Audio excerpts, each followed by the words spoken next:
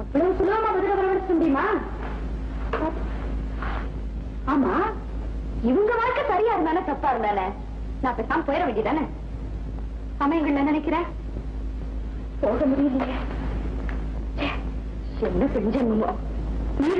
நீங்க உருப்பட மாட்டீங்கடி.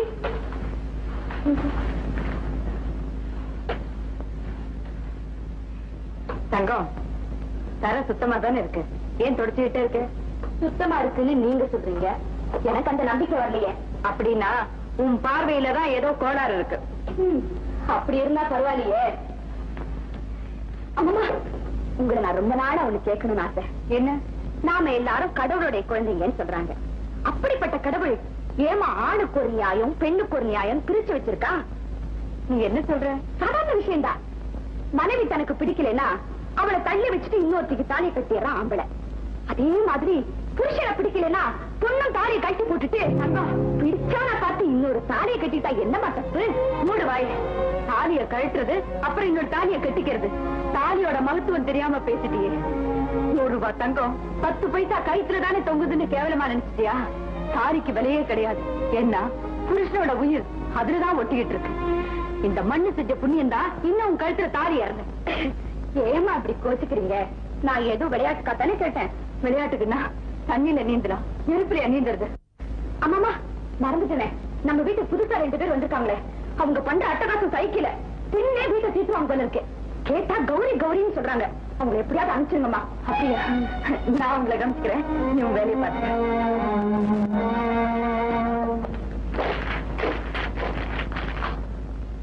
இவ்வளவு தைரியமா பேசினது இப்பயும் பயப்படணும்? சந்தேகம் அதிகம் தவிர குறைய மாட்டேங்குது. பாப்போம், இவ தண்ணியில நீந்துறாளா இல்ல நெருப்புல நீந்துறாளா? 4 கிலோ பாக்கா 2 பொள்ளங்க. என்ன மாச்சு? கத்திரிக்காய் ஒரு 1/2 கிலோ போட்டுக்குமா, வெண்ணையாட்டம் இருக்கும். ஐயோ, கத்திரிக்காய் அவருக்கு பிடிக்கவே பிடிக்காது. இதுக்கு மட்டும் என்னாச்சுன்னு சொல்லு. அவருக்கு கத்திரிக்காய் பிடிக்காதுன்னு இவளுக்கு எப்படி தெரியும்?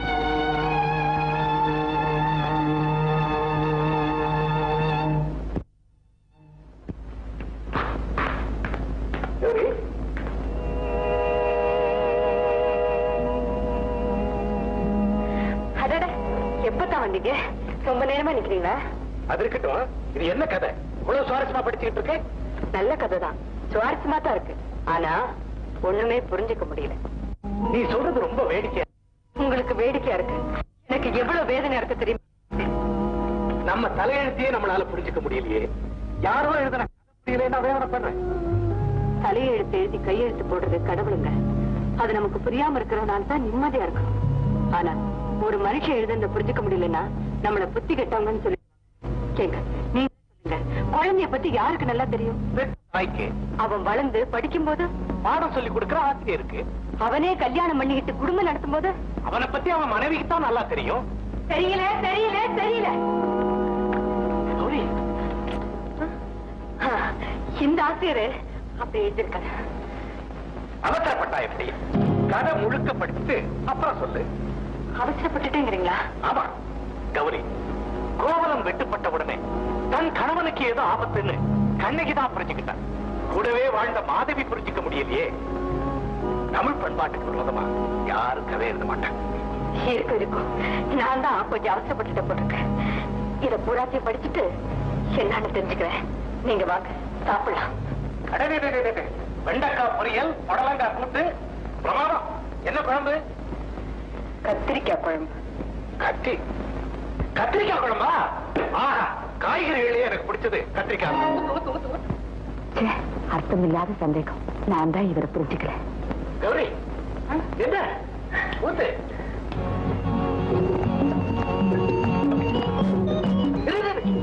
குழம்பு ஜாஸ்தியா போச்சு. சாப்பிட்டு போட்டுங்க. சாதம் ஜாஸ்தியா போச்சு. அப்போ குழம்பு போட்டுங்க. போதும் போதும், இவ்வளவு போட்டா நான் எப்படி சாப்பிடுறேன்? பரவாயில்ல, முடியலன்னா வச்சிருங்க. கணவன் சாப்பிட்ட மிச்சத்தை சாப்பிட்டுறதான் மனைவிக்கு சந்தோஷம்.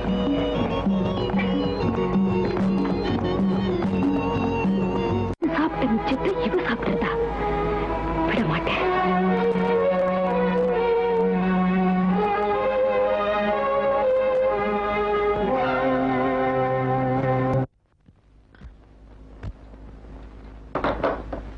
உங்களுக்கு ஏன் சார் வீண் சிரமம்? போன் பண்ணி பேசி இருக்கலாமே. பேசியிருக்கலாம், இருந்தாலும் உங்க வீட்டுக்கு வர்றதுல எனக்கு ஒரு தனி சந்தோஷம். மாணிக்கம், வடநாட்டுல இருந்து ஒரு பாப் மியூசிக் பாடம் வந்திருக்கான். இன்னைக்கு நைட்டு டைமண்ட் கிளப்ல பாட போறாங்க. பிரமாதம் விளம்பரப்படுத்தி ஒரு பெரிய பரபரப்பை உண்டாக்கி இருக்கேன். நான் கூட பேப்பர்ல பார்த்தேன் சார். நம்ம கலெக்ஷனை பத்தி நான் கவலைப்படல. என் ஆசை எல்லாம் அந்த பாப் மியூசிக்கை விட உன்னோட தமிழ் பாட்டு தான் பிரமாதமா இருந்துச்சுன்னு எல்லாரும் உன்னை பாராட்டணும். அந்த அளவுக்கு நீ நம்ம கிளப்ல பாடு. முயற்சி பண்றேன் சார். அப்புறம் புறப்படுறேன். மாணிக்கம், சீக்கிரமா ட்ரெஸ் பண்ணிட்டு கிளப்புக்கு வந்துடுறேன்.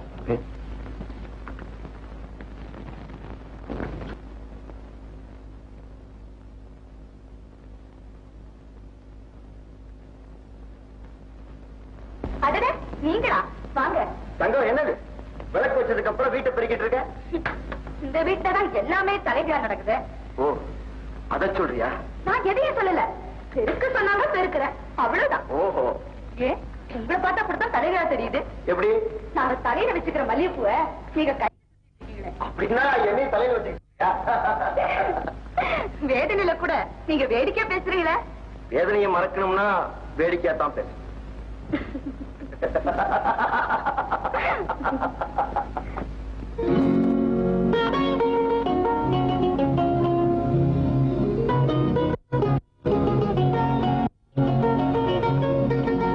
ரொம்ப நாளைக்கு அப்புறம் நீ கலகலன்னு சிரிக்கிறத பாக்குறப்போ எனக்கு ஒரு ஆத்ம திருப்தி. உன் மனசுல இப்படி ஒரு மாற்றம் ஏற்பட்டு உன் வாழ்க்கையில மறுமலர்ச்சி ஏற்படணும்னுதான் நானும் ஆசைப்பட்டேன். என்ன சொல்றீங்க? சின்னப்பற ரொம்ப நல்லவன். எல்லாருக்கும் உதவி செய்யணுங்கிற தாராள மனசு உள்ளவன். எல்லா விதத்திலையும் உனக்கு பொருத்தமானவன். நீங்க சொல்றது எனக்கு புரியல. நீ அவரை கல்யாணம் பண்ணிக்கிட்டா? வாய மூடுங்க. எனக்கு கல்யாணமா? நான் ஏற்கனவே கல்யாணம் ஆனவங்க. என்ன எப்படின்னு கேக்குறீங்களா? என்னைக்கு உங்களை காதலிச்சனோ அன்னைக்கே என் மனசார உங்களை கணவரா வச்சேன். தங்கம், ஆமா, உங்க மனைவி மாதிரி நான் ஒண்ணு கேடு கட்ட ஜென்மம் இல்ல. என்ன சொல்ற? உண்மையதான் சொல்றேன். ஏற்கனவே கல்யாணம் ஆகி இன்னொருத்தருக்கு மனைவியா வாழ்ந்தவ தான் உங்க மனைவி. நான் கழுத்துங்க தாலியை கட்டி தூக்கி எறிஞ்ச கௌரிக்கு தான் நீங்க மறுதாலி கட்டி மனைவியா ஏத்துட்டு.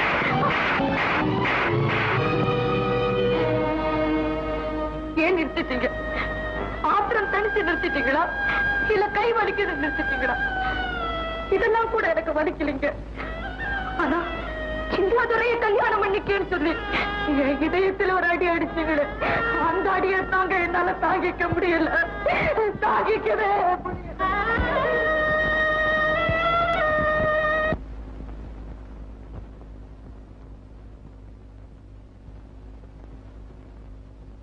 அக்கா, இந்தாங்க பால் சாப்பிடுங்க. ஏத்தா இப்படி பாக்குறீங்க? பால் பாக்குறதுக்கு நல்லாதான் இருக்கு. கூடவே கெட்டு போயிருக்குமோன்னு சந்தேகமா அவனுக்கு. ஏன் வீணா சந்தேகப்படுறீங்க? கெட்டு போயிருந்தா நானே கொட்டி இருப்பேன். உங்களுக்கு கொடுக்கவே மாட்டேன். சாப்பிடுங்க.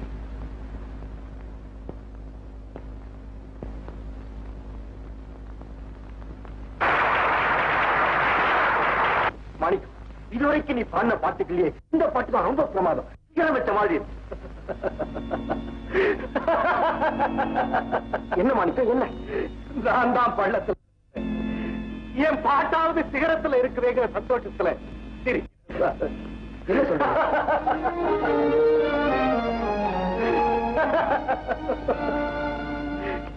சார், கோவில் பிரசாதம் கைக்கு கிடைச்சிருச்சுன்னு நினைச்சுக்கிட்டு இருக்கப்போ அது யாரோ சாப்பிட்ட எச்சில் சாதம்னு தெரிஞ்சா எப்படி இருக்கு சார்? நல்ல வேளை யார் செஞ்ச புண்ணியமோ நான் அதை சாப்பிடறதுக்கு முன்னாடி தெரிஞ்சுக்கிட்டேன். அந்த வேதனையை வார்த்தைகளாக்கி இதே துடிப்ப ராகமாக்கி பாட்டா பாடுவேன்.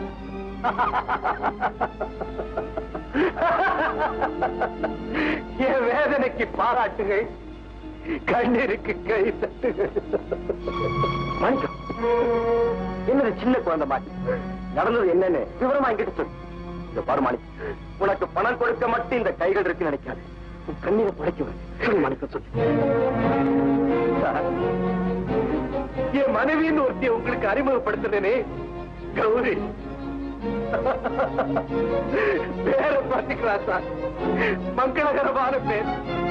அவன் என் வாழ்க்கைக்கே மங்களம் பாடிட்டா சார். மாணிக்கம், அவ அவ இன்னொருத்தருடைய மனைவியா சார். கழுத்துல கிடந்த தாலியை கழட்டி எரிஞ்சிட்டு என்கிட்ட மறுபடி கட்டிக்கிட்ட மங்கையர் குலத்தில. யார் சொன்னது? சொன்னவங்களை பத்தி எனக்கு கவலை இல்லை.